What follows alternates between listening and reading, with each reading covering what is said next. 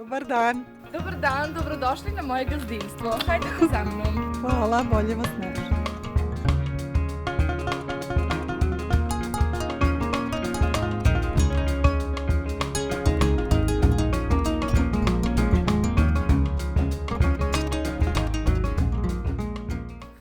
Milka, sve naše gledaoce zanima kako si ušla u vladu. Od kada se bavim ovim poslom, cilj mi je da budem u vladi. Godinama sam se trudila da taj san ostvarim i konačno se ostvario.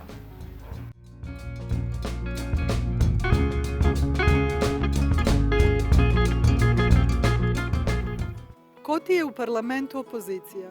Znaju oni, ali mislim da se ne isplati najboljoj političarki stranci biti opozicija. Kako ti se sviđa rad Spomenka Vrhoveca, ministra realitija, s obzirom da je on u tvojoj partiji? Mogu da vam kažem da sam jako zadovoljna, odlično se snašao u ulozi, uopšte nismo pogrešili pri odabiru novog ministra.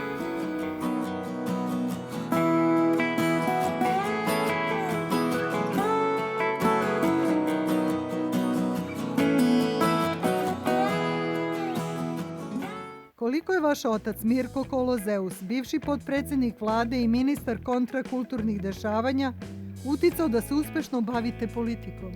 Da, on me od malena sprema za ulogu političarke, ali nikada nisam sanjala da mogu da budem ovoliko uspešna i uticajna u političkim dešavanjima.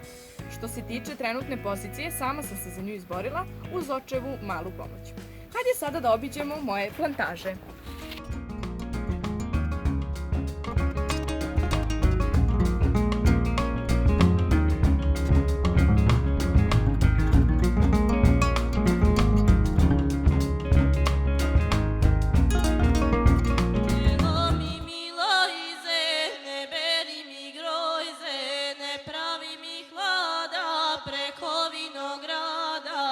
Evo nas u mom vinogradu sorte Rajnski Rizling. Moramo se malo dotaći skandala koji kruže o tvojim kolegama.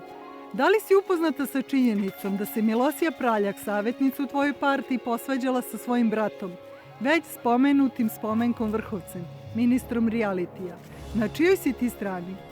Uopšte nije prikladno ni propisno da ja javno iznosim privatni život mojih kolega, ipak su oni javne ličnosti, a i to na čijoj sam strani ostavit ću za sebe.